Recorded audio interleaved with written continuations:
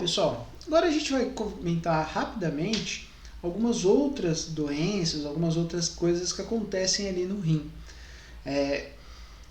Nessa aula, em todas as outras, a gente tenta falar um pouquinho sobre saúde e doenças que afetam os órgãos, mas é sempre bom lembrar vocês que eu não sou médico, nem o Jairo, então a gente fala um bem básico da coisa, só para vocês terem uma certa noção, uma certa dimensão dos sistemas, das doenças.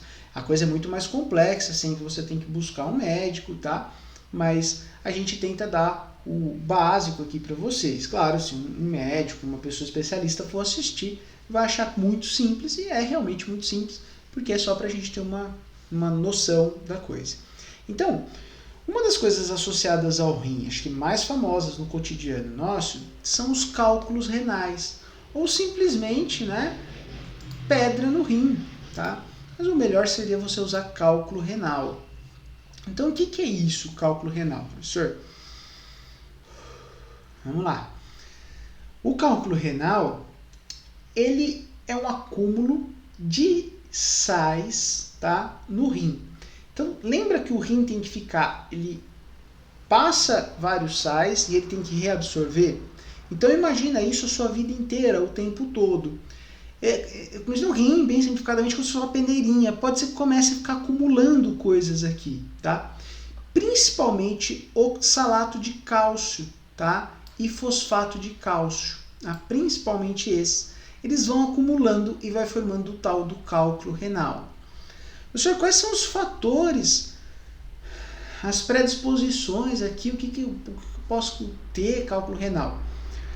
Existe uma predisposição genética, tá? Tem pessoas que já têm essa predisposição para a formação de cálculo renal, então tem gente que bem novinho já desenvolveu.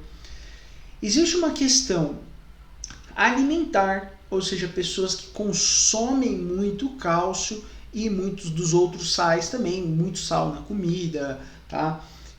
Isso vai forçando muito o rim, e pessoas que bebem pouca água, tá? São 3 fatores que podem ser isolados ou conjuntos, e vão se sobrepondo. Então, quais são as medidas que você pode tomar de saúde para evitar isso daqui, Predisposição não tem o que você fazer, você já nasceu, tá aí, do jeito que você nasceu, você vai ter que continuar. Mas você pode manter sempre a hidratação do corpo, não é beber água igual um maluco, e não é para calcular, tem que beber 2 litros d'água. Você tem que beber o que o seu corpo está pedindo para você beber. Então, tem sede, bebe água. Está com sede, bebe água. Tá? Essa é a regra. Tem gente que tem muito pouca sede, então você pode controlar pela sua urina. Se a urina estiver muito amarela, tá? O odor muito forte, uma das tendências é que você está com um pouco de desidratação. Então, bebe água. Tá? Aquela coisa dos 2 litros d'água é um mito, tá? Não tem muito fundamento científico. Cada pessoa bebe uma quantidade de água e também depende do dia a dia. Um dia mais seco você vai beber mais água, um dia que você fez mais atividade física, vai beber mais água. Ou, por exemplo, eu aqui estou falando, acabo secando aqui a parte superior, dá mais sede, eu bebo mais água. Estou aqui com problema respiratório, então eu tenho que manter a hidratação. Faz atividade física, bebe mais água. Mas sempre respeite o seu organismo. Tem gente que vai ser 2 litros, tem gente que vai ser 5. Eu mesmo sou uma pessoa que bebo em torno de 4, 5 litros de água por dia. Eu sinto muita sede, eu preciso de beber muita água. Tá? Então não posso ficar sem beber água, começa a doer minha cabeça. Esse é um dos sinais também de desidratação. Tá? Dor de cabeça pode ser. E aí o cálculo renal, ele pode até levar a uma parada no rim. Ele pode parar de funcionar. O rim pode parar de funcionar por vários outros motivos. Existem várias outras doenças que alteram o rim. Tá? O cálculo renal pode ser uma delas. Tá? Tem algumas genéticas mesmo. Uma coisa que é interessante, pessoal, você trabalha no seu rim 4 vezes mais do que precisa. Então, você tem o equivalente a 4 rins do que você precisa.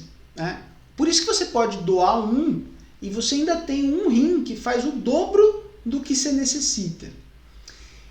Só que acontece, todas as doenças renais são muito silenciosas, porque se você perder 70% do seu rim, da função do seu rim, fenotipicamente você não vai sentir nada, porque 30% do rim dá conta da sua vida. A hora que você começa a ter problema renal e que vai acusar que você tem problema renal, é porque você já perdeu pelo menos 75% da sua função renal. Então, são doenças silenciosas. E o que acontece também é que as doenças renais, quando o seu rim para, ele não volta mais, tá? Praticamente todas. Então, é aí que vem a tal da hemodiálise, tá? Hemodiálise, ela vai fazer o papel do seu rim. Então, a pessoa vai lá, vai se plugar numa máquina, e aí a máquina vai pegar o sangue e vai regular, tá? Vai tirar a amônia, né?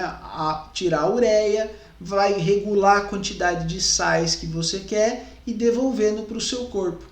Então a hemodiálise a pessoa normalmente faz 3 vezes na semana, fica lá 3 até 5 horas fazendo hemodiálise. Ela está fazendo o papel do rim. E o tratamento definitivo, na maioria dos casos, seria o transplante renal. Tá? E aí eu tenho até um caso para contar para vocês. Eu vou até tentar deixar essa matéria linkada lá no Moodle. Uma época na minha vida que eu estava dando umas 64 aulas por semana, muito cansado, muito de saco cheio de tudo. E aí um dia, reclamando de tudo da vida, meu Deus, que saco, tô dando tanta aula, tô morrendo, não faço nada da vida, só trabalho. Antes de dormir, liguei a TV, estava passando uma reportagem do Profissão Repórter sobre pessoas com hemodiálise, né? Várias pessoas lá. E tinha um caso, um rapaz, ele tinha a aparência física de uma criança, assim, de uns 13, 14 anos, até menos, mas ele já tinha 18, porque o problema renal dele atrasou também o crescimento. E a repórter perguntou para esse rapaz, falou assim, sua mãe falou que você parou de estudar, né? Por que você parou de estudar? Aí ele conta que ele morava em Santos, então ele tinha que ir para São Paulo, na Unifesp, fazer hemodiálise. Aí ele tinha que ir 3 vezes por semana, né? Porque Santos não estava com os equipamentos na época. E ele tinha que subir a serra, 2 horas para subir, 4 horas de hemodiálise, mais 2 horas para descer.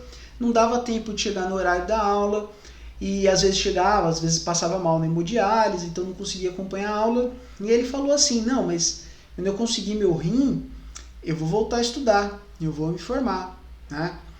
E aí aquilo ali bateu assim em mim, sabe, que eu tô reclamando de, puta, eu tô trabalhando pra caramba, tudo, mas eu posso, né? Eu podia estar várias horas em uma situação pior, né? Eu tô agora com o Covid, poxa, tá ruim gravar aula aqui, sem fôlego, tô de atestado, mas eu quero manter as aulas com vocês. É ruim, pô, eu tô cansado, mas eu podia estar bem pior.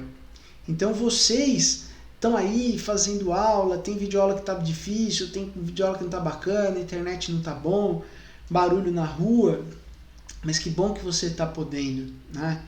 Que bom que você tá tendo essa dificuldade, mas pode, né? Tem muita gente aí que queria poder estar agora assistindo uma aula ruim, mas ela não pode. E a vontade dela é conseguir estar nessa sua situação que é difícil. Não estou menosprezando a situação, a minha, de quem for, é difícil. Mas às vezes esse difícil que está para você é muito bom. Então, que bom que você pode estar estudando, que bom que está difícil, que bom que tem tanta matéria, significa que você está bem e que você vai vencer e vai continuar né? E tomara que nunca precise estar ali numa situação dessa, tá? Então, às vezes a gente precisa olhar um pouquinho o lado bom dentro de tudo isso que está ruim, e olha que eu não estou na melhor das situações, tá? Então, saúde para todos, estudem e um abração.